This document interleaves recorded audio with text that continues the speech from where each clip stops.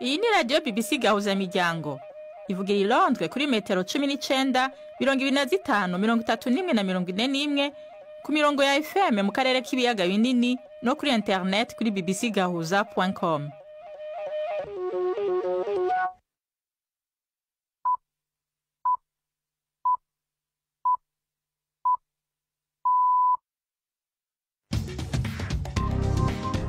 Ubu ni saa 10 n'igice ku isaha mpuzamakungu ya GMT, isaha 12 n'igice mu Rwanda no mu Burundi. Muri kumwe na Nina Iradukunda. Ndabahaye mwiriwe n'ikaze bakunza BBC Gahuza Miryango. Izi ni ingingo z'amakuru yo ku munsi wa kane itariki 2 z'ukwicumi mu 2025. Ubushikiranganje bw'amagara y'abantu mu Burundi buvuga ko kuva mu kwa mbere havugwa ingwara ya kolera, aho kuva mu kwezi kwa mbere imaze gufata abarenga igihumbi mu burere butandukanye bw'igihugu kubera indagurika ry'ikirere no kutwitwararika isuku. BBC yabonye amakuru avuga ko umukuru wa Hamas muri Gaza yabwiye abahuza ko ataremera ibiri mu masezerano yo guhagarika ingwano muri Gaza, naho Hamas itarabitangaza icese. Ubutegetsi bwa Trump bwavuze ko mu minsi mike iza hazoba abandi bantu bazokwirukanwa mu kazi n'ibinzira yo guhagarika ibikorwa vya leta izobandanya. Tubafitiye n'igikino c'urunana. Aya makuru ahagarariwe na Jacques Nitegeka.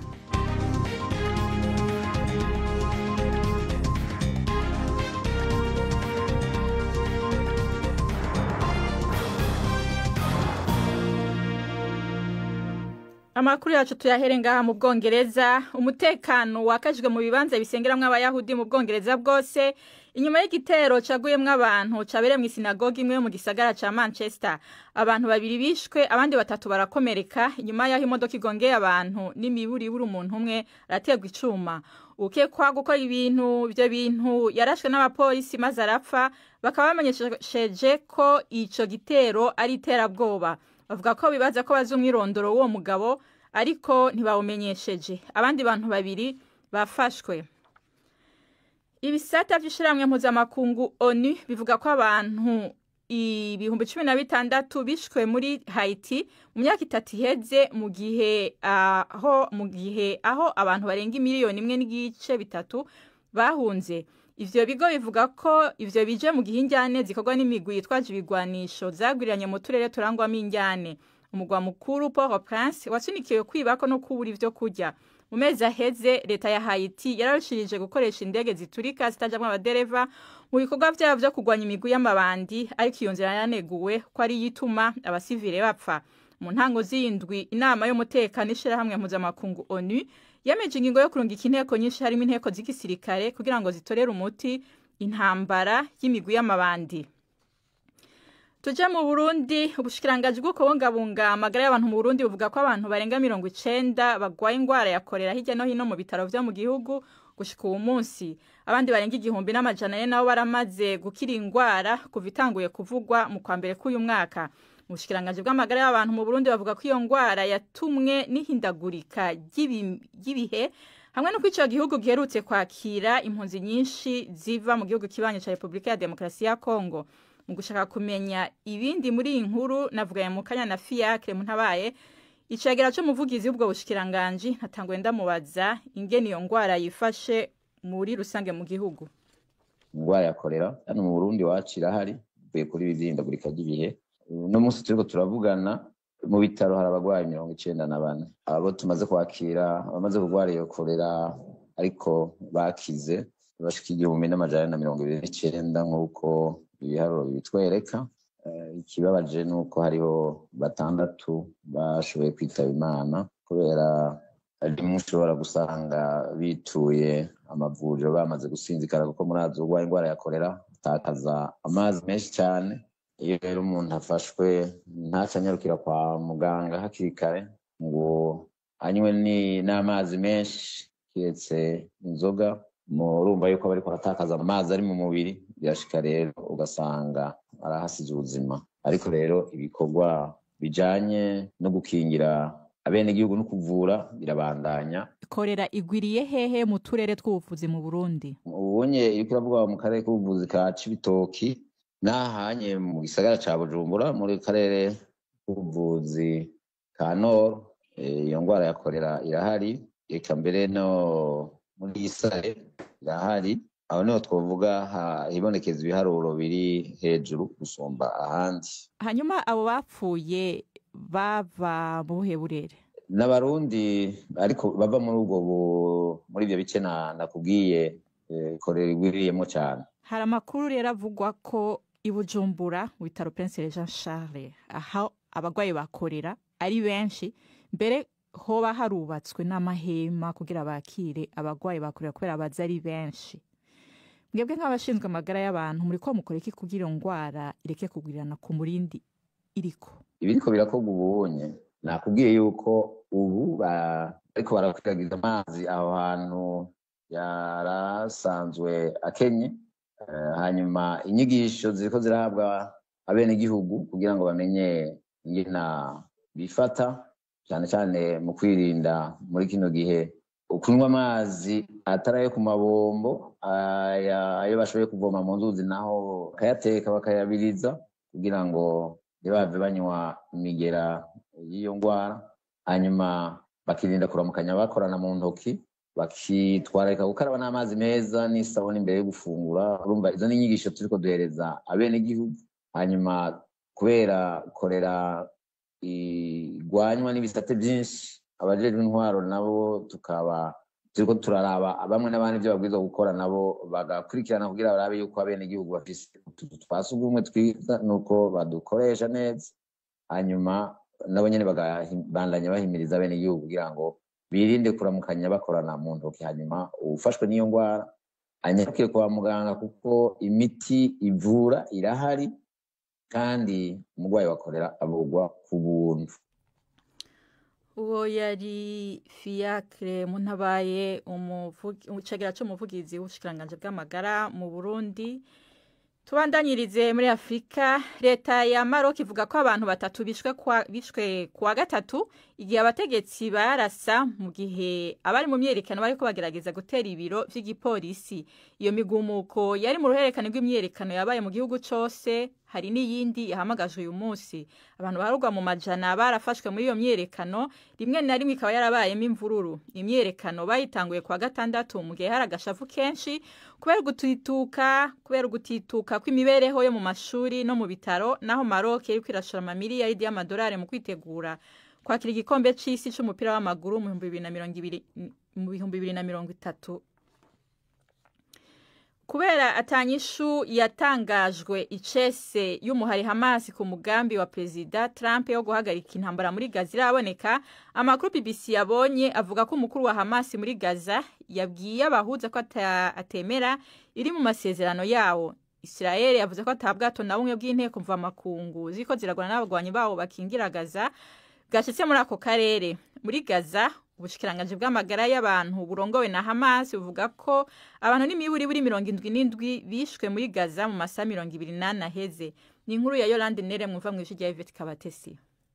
Ibihugu bya Qatar, Misiri na Turkiya birashira igitutu gikomeye ku bayobozi ba Hamas bari hanze ya Gaza kugira ngo bemere umugambi wa Amerika wo guhagarika intambara. Ariko benshi muri Hamas bawubona nkaho ari ukumanika amaboko. Ingingo yo kwamburwa intwaro iracyari imbogamizi ikomeye. BBC yumvise ko abunzi bavuganye n'umuyobozi w'uruhande rwa gisirikare rwa Hamas, Is al-Haddad, wavuze ko atemeye ibikubiye muri uwo mugambi w'amasezerano yo guhagarika intambara. Ingabo za Israeli zabonye ubwato bubarirwa muri 40 butwaye imfashanyo y'umugira neza n'impirimbanyi z'abanyamahanga, harimo n'umunyasiwede Greta Thunberg. Amahanga yakomeje kwamagana ibikorwa bya Israeli. Naho Ministre w'ububanyi n'amahanga wa Israeli avuga ko impirimbanyi zihurije mu kiswe Global Summit gihamagarira guhagarika imirwano igaza gikoresheje ubwato zizajyanwa muri Israeli mu mahoro hanyuma zoherezwa i Burayi. Ni saa 11:39 muri studio za BBC i London, saa 11:39 nyene mu Rwanda no mu Burundi. Amakuru yacarabandanya nyuma y'akaruhuko gato.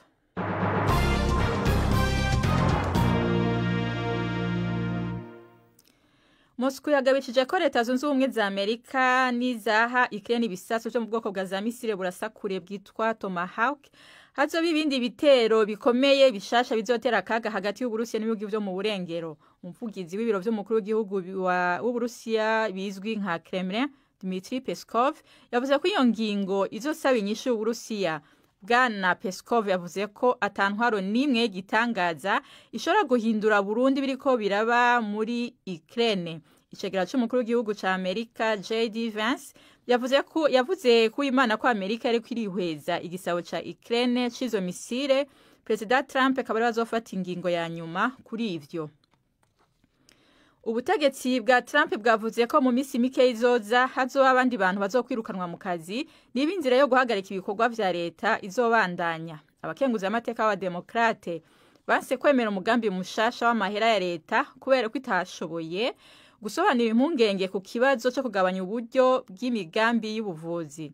Hari ubuzi bumwe bwatanguye guhera kandi ibibanza vy'iratiro nka Washington Monument vyarugawe kubera ubukene bw'abakozi. Ni inkuru ya Davis Wellis mwumva mwijwi rya Jean-Claude Mwambutsa. Ihagarikwa rya bimwe mu bikorwa bya guverinoma rigiye gutuma bamwe mu basirikare ndetse n'abandi bakozi bakenewe cyane nk'abagenzura ingendo z'indege bakora badahembwa kugeza igihe iki kibazo kizakemurirwa.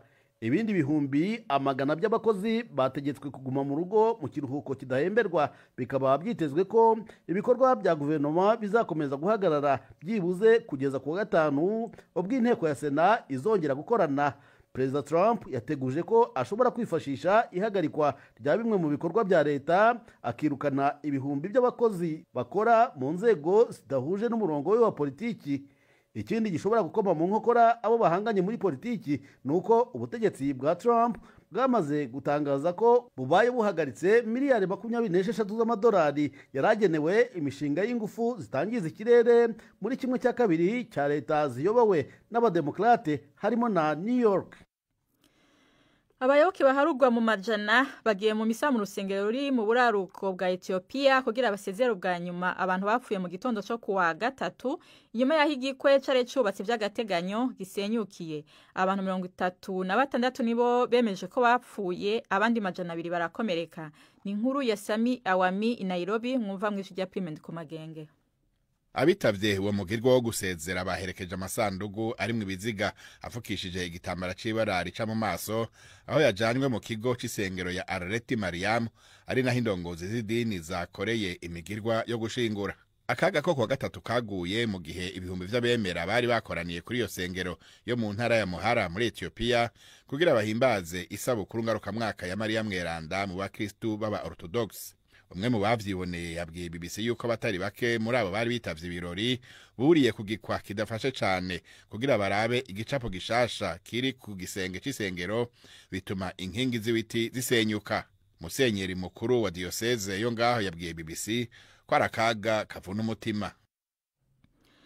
Imbere yo kuja mu runana nkundira ndababwire ko abapolisi n'abajejwe ivy'abimukira muri Scotland canke Ecosse birukanye abantu 3 bitirira ubwoko bw'abanyafrika bari bashinze ikambi ku butaka bwegukira ibiro vya komine. Abo bantu 3 bakomoka muri Ghana, Zimbabwe na Amerika biyita ubwami bwa Kubala. 2 muri bo barafashwe kubera gukekwa ivyaha vy'ubwimukira mu gihugu. Uwo mugwi wari umaze kwirukanwa mu ishamba ryo mu buraruko byo mu bumanuko bwa Scotland aho bari bamaze amayinga menshi bavuga ko ako gataka barimo kibwe abasekuruza babo ubu hakaba haciye imyaka 400. Ubu n'umwanya w'igikino c'urunana.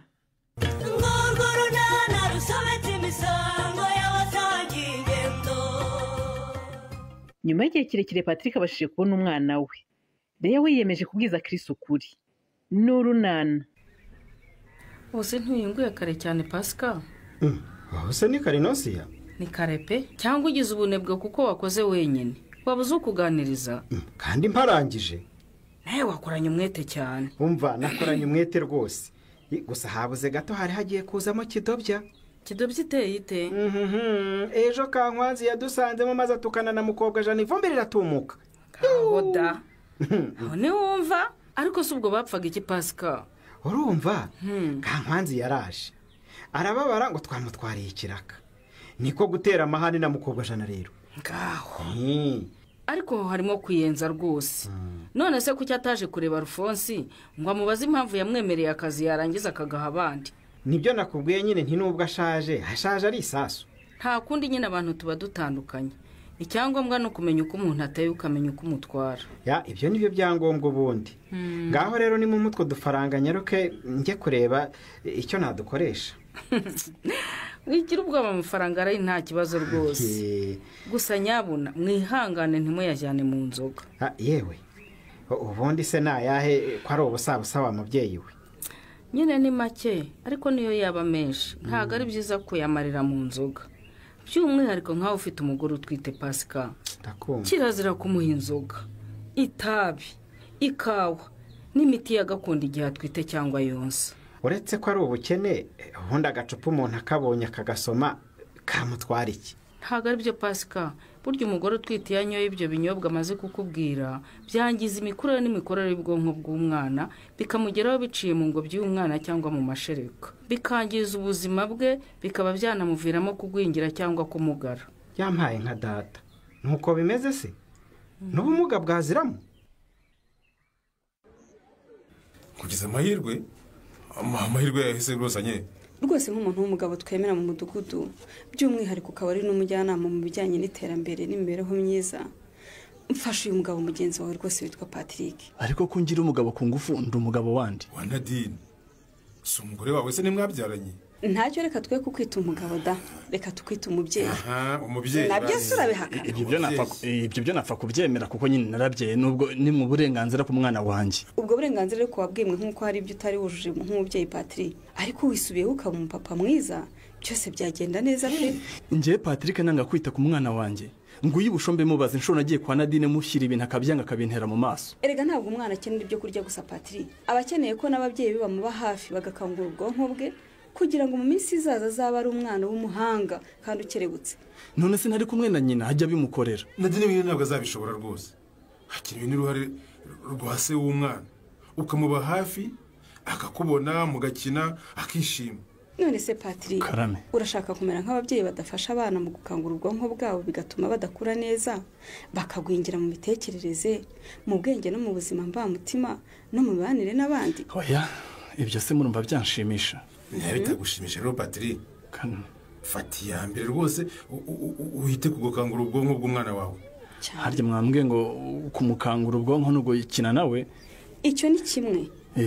Ukongeraho no kumushakira ibikinisho bijyanye n'ikigero cye, ukamwigisha ururimi kavukire, ukamuganiriza kugira ngo yunguke amagambo mashya, ukamwereka amabara abereye umwana, ukamuririmbira, ukamusomera inkuru, mukamuryamisha ahantu hari amabara meza abereye abana Patrick. Rero mabuja nawe bushombe.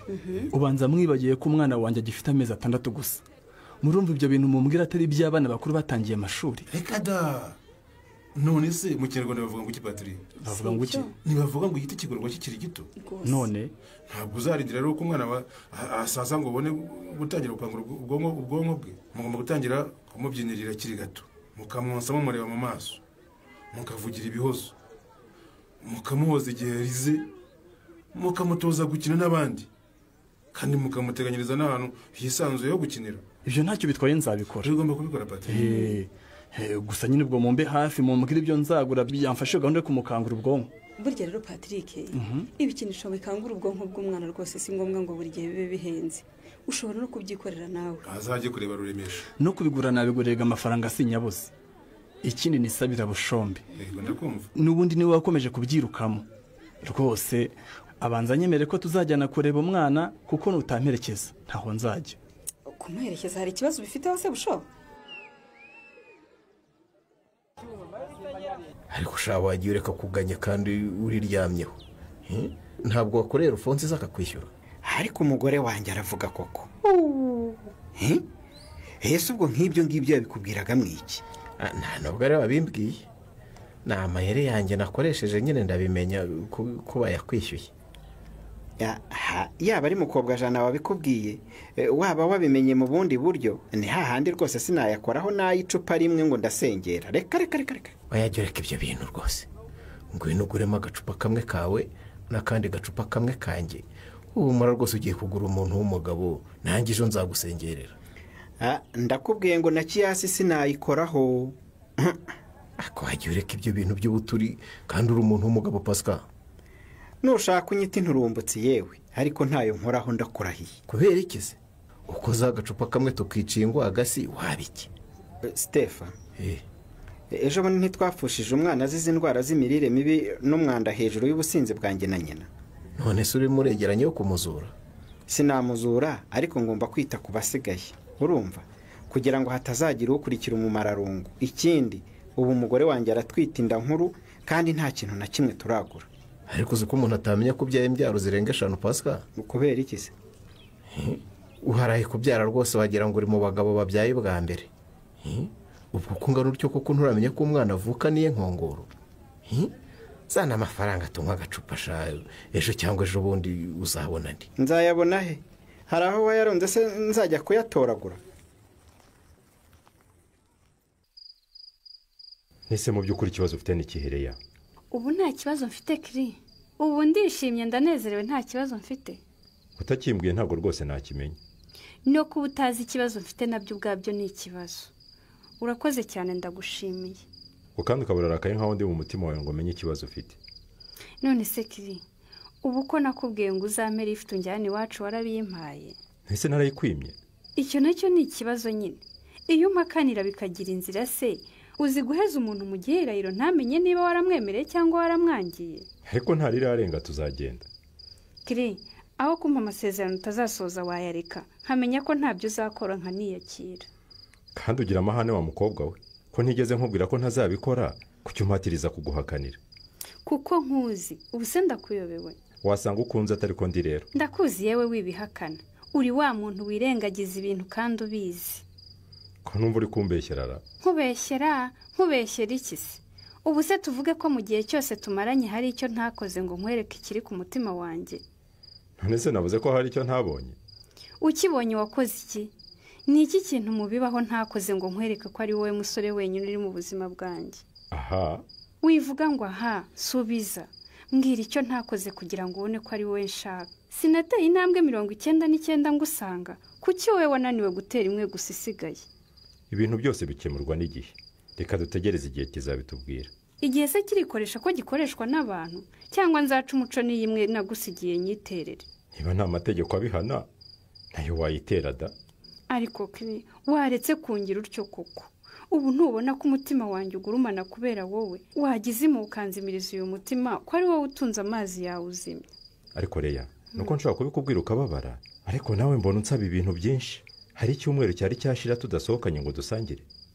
Ese nanjye nkubaze Kiri, iyo twasohotse kungurira inkoko ukangurira fanta, ubundi ibyo nge nananirwa kubyigurira, wampaye icyo ntabasha kwiha, wenda ibyo bindi ukabireka nkajya mbyishakira. Ubwo icyo utabasha kwiha ukeneye ko nguha niki? Hanyuma se ko mbona iminwa wayikuruye habaye iki Nadine? Ndeka bushondeka rwose. Akora Nadine nawe rwose uri igitangaza. Ejo bundi byaranze uraraka. Uyu munsi byakunze papa w'umwana namuzanye none nabwo urarakaye. Ubwo se tuzamenya rwose ushimishwa n'iki? Wasanga twaje atadushaka ikaba ari impamvu yarakaye. Oya rwose pe ndabashaka ahubwo ni karibu cyane. Kandi tubona utishimye. Impamvu nuko musa n'abantunguye ntabwo nanabiteguye neza nkuko nabiteguye ejo bundi. Cyakora Patri. Kubutaraje ejo bundi warihombeye pe. Nta kundi nyine ubwo naho butaha. Ahubwo nazana umwana tumuterure mu kanya ntasubira mu kazi ntamubonye. Kare gasinziriye reka nkakangure mu kanya ndongera nkabikire gasinziriye. None se Nadine? Karame. Niba gisinziriye wabaye umuretsera? Oya da. Mukanya papa atagenda batabona nyereka muzanye. Busho, akiri telefone yanyu mfotore udufoto twiza nyine muteruye. Akira. Nimwakire muterere mu bebe. Ubuju disi karakuze. Ariko mana we nuko wanganye inana. Yarakuze da. Ariko Patri. Abona handi wabyaye sha wabyaye umwana koko utambeshye. Kubera iki Busho?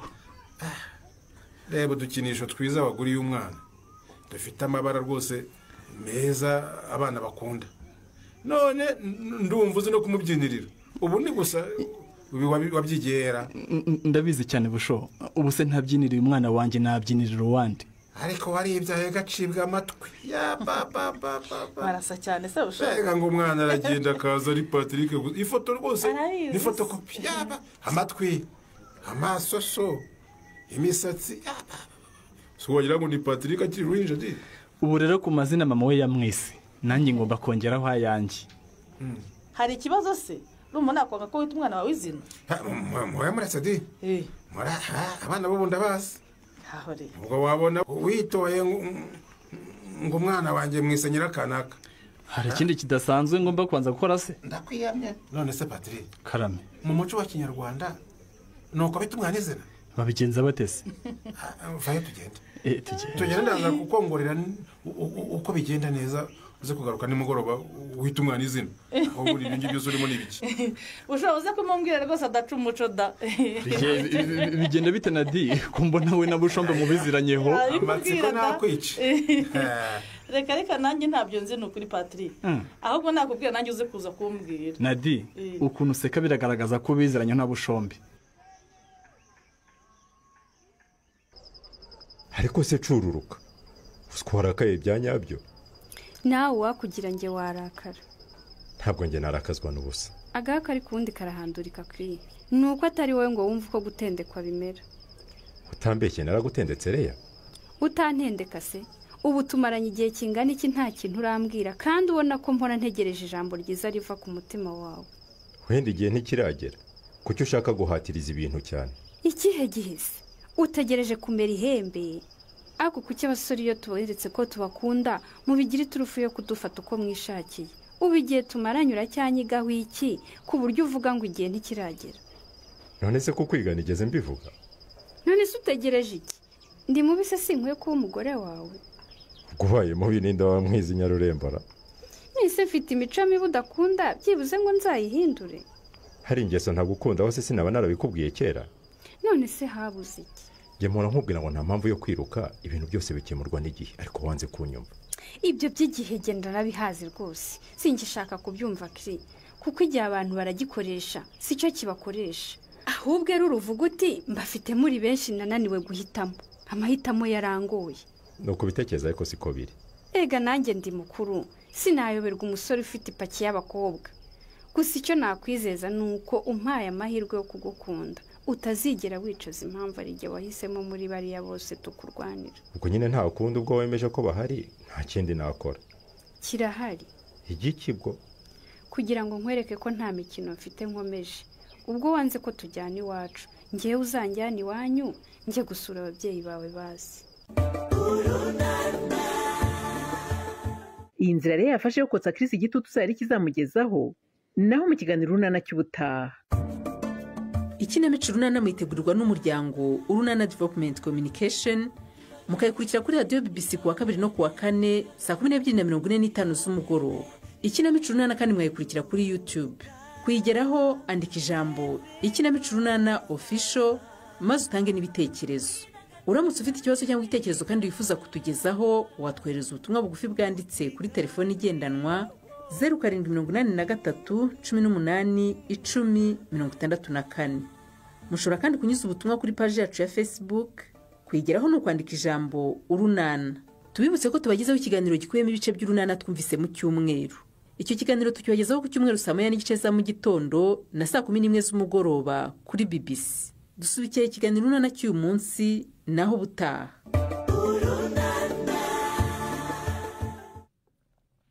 Barakoze mu gikino cy'Urunana. Imbere yo kubasezera nkundira mbibutse ko ubushikiranganje bw'amagara y'abantu mu Burundi buvuga ko kuva mu kwa mbere havugwa indwara ya kolera ayo maze gufata abarenga 1000 mu burere butandukanye bw'igihugu kubera ihindagurika ry'ikirere no kutitwararika isuku.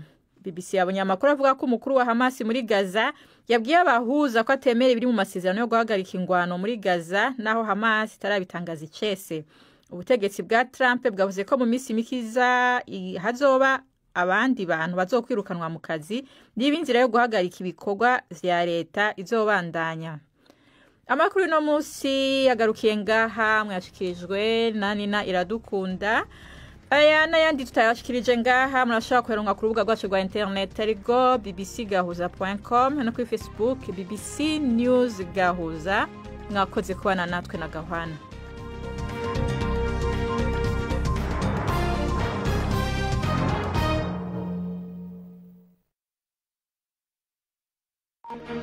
Thank you.